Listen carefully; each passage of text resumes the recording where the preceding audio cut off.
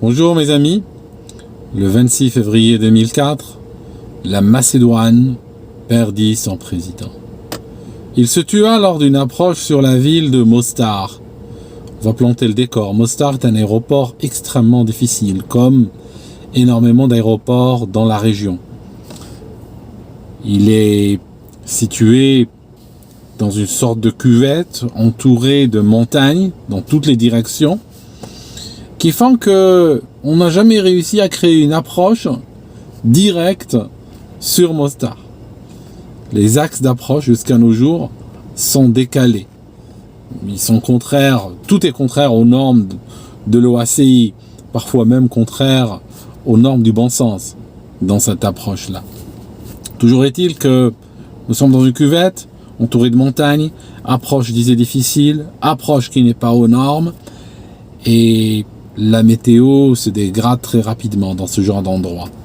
On peut avoir un ciel couvert, on peut avoir des nuages qui descendent jusqu'au sol, et ça rend la navigation aérienne extrêmement difficile. Ça, c'est le décor. Le personnage, Boris Trajkovski, méthodiste, qui a suivi des études religieuses, de théologie, c'est quelqu'un qui a évolué au sein de l'Église. Il a failli, il aurait pu presque devenir un grand cadre dans l'Église s'il n'avait pas décidé d'aller vers la politique à un moment donné et devenir le chef de l'État de Macédoine. Alors, sa popularité dans un pays où les sondages sont pas truqués était de l'ordre de 10%. Il avait tout le monde à dos parce que tout simplement c'était un rigoriste, c'était quelqu'un qui voulait, avec ses convictions chrétiennes, il voulait peut-être un peu empêcher de tourner en rond dans un pays gangréné par la corruption. Les usines de l'État fabriquaient des produits de contrebande. Il y a des usines de cigarettes qui fabriquaient de la sauce internationale sans licence, qui étaient vendues par la police et la douane au travers des frontières, des fois en utilisant même des hélicos de la police, qui allaient jusqu'en Serbie avec les cartons, et puis revenaient avec du cash. La corruption gangrénait la société à tous les niveaux. Lui, sa popularité était de l'ordre de 10%. Et pour ne rien vous cacher, beaucoup de gens le voulaient mort. Quand il allait à la télévision, quand il allait parler dans les studios, il partait avec au moins une centaine de gardes du corps. L'éclairage public était éteint pour empêcher des snipers d'agir. On a piégé sa voiture. On a coupé les lignes hydrauliques des freins. Et à un moment donné, dans un pays où la plupart des routes sont montagneuses, il perdit le contrôle de son véhicule. Et lui et son chauffeur, ils ont fait une sortie de route, la voiture a fait des tonneaux, et puis ils s'en sont sortis indemnes. Pourquoi? Parce que la voiture était blindée. Les voitures blindées ont beaucoup de résistance à ce genre d'accident.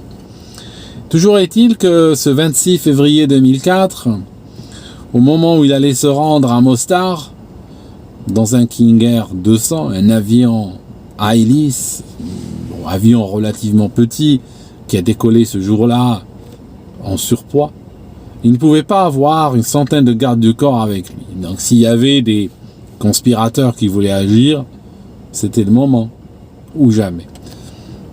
Beaucoup d'enquêtes ont eu lieu, beaucoup d'enquêtes, parce que les gens n'ont jamais accepté l'enquête initiale. La dernière, je crois qu'elle date de 2014, 10 ans après les faits. Et jusqu'à maintenant, beaucoup de monde en Macédoine pense que Boris Trajkovski a été tué. Alors, l'appareil arrivé sur la zone terminale de l'aéroport de Mostar, et il est entré en contact avec un contrôleur aérien français. Il faut savoir une chose, il faut savoir que Mostar était géré, parce que le pays n'avait pas, la Bosnie n'avait pas les infrastructures, on sortait d'une guerre, l'ex-Yougoslavie était éclatée en énormément de petites républiques, des années de guerre ethnique ont laissé une économie exsangue, des infrastructures à genoux, de sorte que il fallait compter sur la coopération internationale pour faire tourner le pays. Dans ce cadre, l'ASFOR, la force de stabilisation de la région qui était gérée par l'ONU, avait demandé aux Français de gérer l'aéroport de Mostar. Donc, ce qu'on appelait le DETR, le détachement aérien de l'armée française, avait pris donc le contrôle de l'aéroport et c'est eux qui faisaient les services ATC. C'est eux qui avaient une sorte de tour de contrôle mobile, une sorte de quelques camions avec des antennes et un porte-à-cabine avec des radios. C'est eux qui faisaient le trafic aérien. L'approche à Mostar avait été conçue par l'armée française, par le DIRCAM, la direction de la circulation aérienne militaire. C'est le DIRCAM qui, à la demande du DETR, qui a conçu cette approche-là. Donc c'est une approche qui n'est pas sans défaut. C'est une approche, nous sommes en train de parler d'une approche VOR-DME. Donc c'est une approche qui est dite non précise parce qu'elle ne va pas offrir de guidage vertical. Ça veut dire que elle va permettre à l'avion de se situer latéralement. Elle va offrir aux pilotes des possibilités de descente en leur garantissant que si ils descendent à l'endroit où on leur dit de descendre et qu'ils s'arrêtent à l'altitude où on leur dit de s'arrêter, ils resteront en vie. Parce que tout autour, il y a des montagnes. Une adhérence totale et absolue à cette approche doit être exigée des pilotes. En particulier quand la visibilité est nulle, comme ce jour de février 2004. Maintenant, cette approche, je disais que, vu la position de l'aéroport, vu la position de la piste, la direction de la circulation aérienne militaire n'a pas pu adhérer aux critères de l'OACI. D'ailleurs, jusqu'à maintenant, jusqu'à nos jours, jusqu'en 2021, au moment où je mets sous presse, l'approche à Mostar ne correspond pas aux règles de l'OACI. Donc, quelques problématiques avec. Je disais que l'axe de la piste va direct dans les montagnes. Donc, il n'est pas possible d'imaginer un avion qui descend dans l'axe de la piste. Les avions descendent de manière désaxée. Je veux dire par là, les avions, je vais vous montrer. Donc, si j'imagine que ça, c'est ma piste, n'est-ce pas? Les avions, normalement, font leur approche dans l'axe de la piste qu'ils interceptent assez loin de celle-ci et continuent à maintenir l'axe. À Mostar, c'est comme ceci. L'avion arrive décalé. Ça, c'est aujourd'hui. L'avion arrive décalé de la piste et à la dernière minute, il doit tourner pour choper l'axe de celle-ci. À l'époque, c'était le contraire. Le décalage était dans ce sens. Mais ça ne change rien. Ça ne change rien, c'est que, en principe, aujourd'hui, on ne peut jamais, sur cette piste-là, avoir une approche directe. Ça, c'est un premier point. Deuxième point. Si on regarde la carte, j'ai la carte de l'époque. Je vais vous la montrer à l'écran. Si on regarde ici le cartouche montrant l'approche, on constate un truc assez extraordinaire. Si on regarde ce point qui est marqué avec un grand M, c'est ce qu'on appelle le point de remise des gaz. Le Missed Approach Point, c'est le MAP. Alors, dans une approche de type VOR, les avions descendent, donc selon cet escalier que vous voyez ici, donc ils vont descendre 4200 pieds, après ils vont prendre cette pente-là et vont descendre en vérifiant, n'est-ce pas, à divers endroits qu'ils sont à la bonne altitude. Comme par exemple, à D4.7, la distance est par rapport au VOR de Mostar, ils doivent être à 2910 pieds. À 3,2, ils doivent être à 2130 pieds.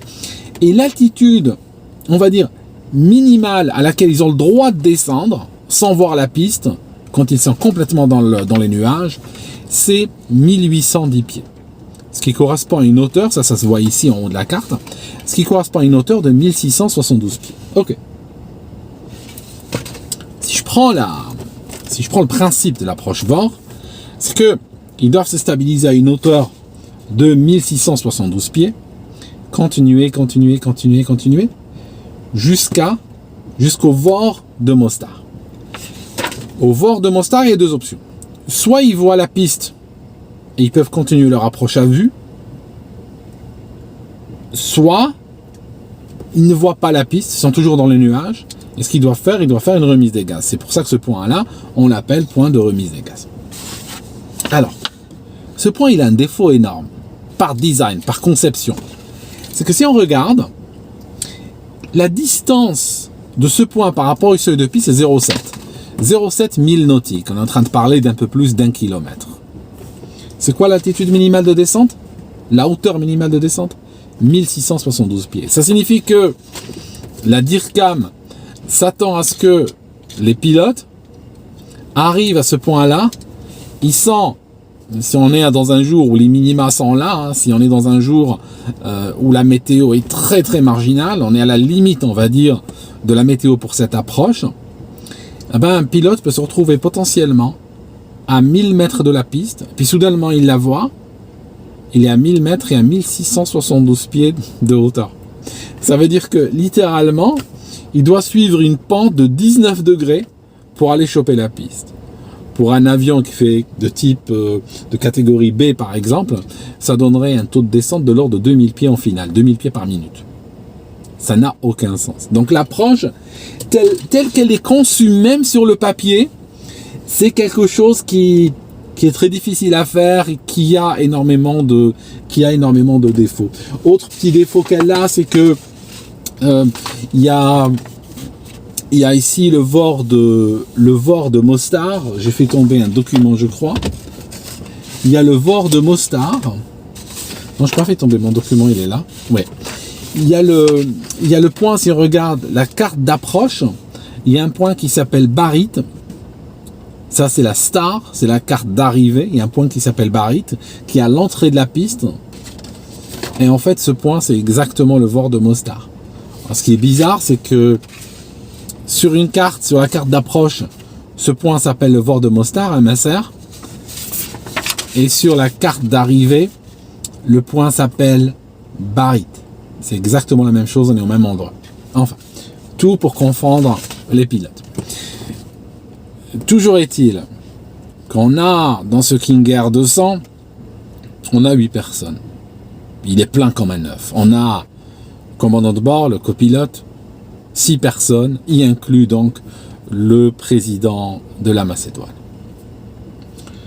Lors de l'approche, lorsqu'il est autorisé donc à faire l'approche, le commandant de bord décide de prendre un petit peu, de prendre un raccourci quelque part, décide de prendre un raccourci. Ça signifie, au lieu d'arriver au-dessus du VOR de Mostar et puis après partir en arrière, donc s'éloigner de la piste, rentrer dans un circuit. Il y a un circuit ici, vous voyez ici, il y a un circuit. Ce circuit permet de faire une descente, permet de descendre en toute sécurité parce qu'il est bien défini par des aides à la navigation et la carte dit qu'on doit descendre dans ce circuit-là et moyennant le fait qu'on descende dans ce circuit, on ne se prend pas la montagne. Et par la suite, le pilote est censé s'engager sur l'axe d'approche. Ceci prend du temps. Ces pilotes sont pressés, ils ont envie de raccourcir le temps pour leurs clients. Leur client est important, c'est le président de la Macédoine. Ils ont envie que rapidement il aille rencontrer ses pairs, il arrive à l'aéroport, il commence à travailler. Ce qu'ils vont faire, ils vont faire un raccourci. Au lieu de rentrer directement sur le point Mostar, au lieu de rentrer directement sur le VOR de Mostar comme leur demande le contrôleur aérien, ils vont couper tout ça et aller directement sur ce point qu'on appelle Diruk. Ils vont sur Diruk et ils commencent déjà à descendre avant même de l'atteindre. Après, tout le reste de l'approche qu'ils vont faire va être de l'improvisation. Déjà, je disais que cette approche, même quand elle est suivie à la lettre, elle n'est pas au standard et elle est extrêmement difficile à réaliser. Eux, ce qu'ils vont faire, avec une visée de 0, ils vont commencer à improviser et vouloir prendre des raccourcis. Donc, prennent le premier raccourci, ils rentrent directement sur Diruk. Après, ils font demi-tour et puis ils entament la descente. Et la descente, ils l'entament tambour battant. Ça veut dire que si on regarde au niveau de Diruk, normalement, l'avion doit maintenir un palier à 4200 pieds. Jusqu'à D, 7,3 et là commencer à descendre. Eux, dès qu'ils arrivent à Diruk, ils commencent déjà à descendre. Et en fait, au fur et à mesure qu'ils évoluent le long de cet escalier, le long de ce plan de descente, eh ben, ils sont constamment en dessous de celui-ci. Et plus ils avancent, plus ça s'aggrave. Plus ils dévient de plus en plus en allant vers le bas. Qu'espéraient-ils? Ils espéraient probablement sortir en dessous de la couche nuageuse, avoir toute la scène en visuel, et là, continuer leur approche tranquille, dans de bonnes conditions. Le problème, c'est que ça n'allait pas se passer comme ça. Ils auraient pu même le prévoir, parce que durant leur briefing, ils ont reçu la météo. La météo de l'endroit disait que les nuages descendaient en dessous de cette altitude-là, en dessous de l'altitude du point de remise des gaz. Les nuages descendaient plus bas, officiellement. Ça veut dire que même s'ils avaient respecté à la lettre leur approche, ils seraient arrivés à ce point-là, marqué avec un M, et ils n'auraient pas vu la piste. Ils n'auraient eu qu'un seul choix, c'est de repartir. Il n'était pas possible ce jour-là d'atterrir à l'aéroport de Mostar, en tout cas à l'heure où ils sont arrivés. Le premier avion qui a pu atterrir, c'était une demi-heure plus tard. Toujours est-il. Ils descendent. Le commandant de bord demande au copilote de prendre l'avion en manuel, déconnecte le pilote automatique. Il est en train de descendre en manuel. Et puis ils espèrent une seule chose, voir la ville, voir le sol, avoir des références visuelles. Ils savent qu'ils sont en transgression totale. Mais ils ne sont ni les premiers, ni les derniers. Rappelez-vous, on a déjà 3 présidents qui sont morts à ce stade, rien que sur ce canal. Président polonais, descente à travers les nuages sans visie. On a le président du Mozambique, pareil, équipage soviétique, descente dans une nuit noire, sans lumière, sans aucun guidage, et ils se prennent une montagne. La lune s'était pas levée, il n'y avait pas de lumière de civilisation. Ils se sont pris une colline qui était à une altitude, je crois, de l'ordre de 600 mètres. Et là, on a ces gens qui tentent exactement la même roulette russe.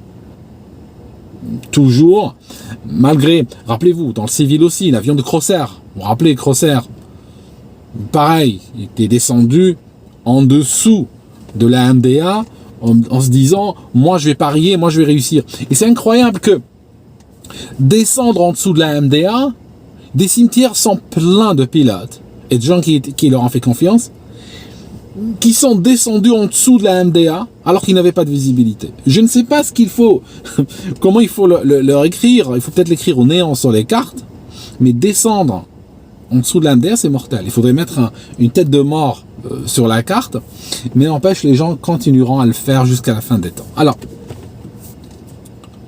à un moment donné, l'avion va toucher le sol. Il a le train d'atterrissage sorti, et il touche le sol, et il va commencer à éclater, se désintégrer sur 150 mètres. La scène montre un point avec des traces, clairement les traces des roues, le premier point d'impact. Après, tous les quelques mètres, il y a un élément de l'avion. Au départ, c'est des petits éléments, comme par exemple un tube pitot. Il y a 2 pierres, de l'herbe et un tube pitot qui est là. Il est sous l'aile, normalement, il a dû être arraché. Donc, le tube pitot est arraché. Et puis, on commence à trouver un moment 75 mètres downrange, comme on dit, hein, plus loin du premier point d'impact. On trouve là un tapis du cockpit, plus un palonnier. C'est une commande qui est au pied du pilote. Donc là, ça commence à aller mal. Là, c'est vraiment mal. Là, c'est des éléments de structure qu'on commence à trouver. Après, il y a un mur qui est perpendiculaire à la trajectoire de l'avion. L'avion tape contre ce mur. Et là, de l'autre côté du mur, on va trouver l'essentiel de l'avion. On va trouver les ailes, on va trouver la carlingue, on va trouver l'empennage, on va trouver des hélices. Tout le monde est bien sûr tué sur le coup. Enfin, l'avion cesse de répondre. De la perspective de Mostar, l'appareil ne répond plus. Appel à la radio, il n'y a pas de réponse. Le contrôleur aérien français demande à des hélicos d'aller jeter un coup d'œil. Les hélicos ne peuvent pas, parce qu'ils disent, on est désolé, les nuages vont jusqu'au sol. Et c'est ce qui est arrivé avec l'avion, en fait. Il descendait, tout est blanc, ils ont l'impression d'être dans une sorte de bocal blanc, Et puis, soudainement, quand il voit quelque chose, c'est le sol. Même pas le temps de tirer sur le manche, c'est fini. Entre le moment où il voit le sol ou le moment où ils se le prennent, il n'y a même pas le temps de compter jusqu'à 1. Que se passe-t-il? Les habitants des villages environnants vont entendre des hélicos tourner dans les nuages pendant quelques heures, puis partir. La réalité, et c'est ça qui va après encourager énormément de théories sur cette mort, c'est qu'en fait les premiers secouristes arrivent sur les lieux du crash 26 heures après. 26 heures après l'accident, ils vont arriver sur le lieu du crash. Pourtant, dans les minutes après le crash, on a su que l'avion s'était écrasé. Des hélicos rôdaient. Des forces de la SFOR ont bloqué les routes permettant d'accéder à la région, à l'endroit où il y avait le crash. Le prétexte, c'était que ça avait été miné durant la guerre. Ils n'avaient pas envie que les gens, se fassent tuer par des mines. Parce que durant la guerre de Yougoslavie, il y avait énormément d'endroits qui étaient minés. Donc, la SFOR a dit on a bloqué l'accès parce qu'on a eu peur que les gens se ruent donc vers l'épave et se fassent exploser par des mines. Néanmoins, quand la commission d'enquête arrive sur site plus tard, ils vont trouver des vieux frigos, ils vont trouver des meubles, ils ont trouvé des choses. En fait, ce terrain vague, servait de dépotoir pour les locaux. Ça veut dire qu'il n'y avait pas de mine. Autrement, les locaux s'en seraient méfiés, ils ne l'auraient pas utilisé comme ceci. Les occupants de l'avion sont morts. Les occupants de l'avion sont morts. Les corps, et c'est ça aussi qui a nourri énormément de spéculations par la suite, les corps sont brûlés, mais on dirait qu'ils étaient... On se demande d'où vient cette énergie, en fait, pour brûler les corps à ce stade-là, à ce degré-là de dégradation. Comme le disait un des secouristes, le président Traïkovski, Boris Traïkovski, est un grand gaillard, il fait 130 kilos, et comme l'a dit un secouriste, de manière graphique, ses restes tenaient dans un seul seau. D'où est venue l'énergie pour détruire les corps à ce stade? Donc il y a une destruction énorme. Toujours est-il que les enquêtes se sont succédées les unes après les autres, sans jamais réellement arriver à une autre conclusion que celle d'un pilote qui s'aventure en dessous du plan de descente, dans un aéroport très difficile, dans une météo extrêmement en dessous de marginal, une météo exécrable, pluie, brouillard, nuages, visibilité réduite, pression opérationnelle énorme, et puis que finalement il s'est pris un terrain. Donc voilà mes amis, j'espère que ceci vous ouvrira les yeux sur le danger en fait de la pression opérationnelle. Il n'y a pas un seul endroit, où on peut trouver une illustration plus claire, plus nette de cette pression opérationnelle que dans les vols transportant des présidents. Parce que le pilote ne peut pas dire non au président. Ne peut pas lui dire je suis désolé, on ne peut pas aller à Mostar aujourd'hui. Je ne peux pas. Soit moi je ne peux pas en tant que pilote parce que je n'ai pas l'expérience de voler dans des aérodromes de ce niveau de difficulté avec cette météo. Soit l'avion n'a pas l'équipement qu'il faut. C'est un avion assez conventionnel. C'est pas un avion où on peut rentrer des points de route qu'il va suivre aveuglément et tout. Non, c'est de l'IFR conventionnel. Mais ce discours-là, le pilote n'a pas été en mesure d'aller le dire face au président. Donc finalement, il a risqué le tout pour le tout et ils sont morts ensemble. Voilà mes amis. Je vous vois dans une autre vidéo.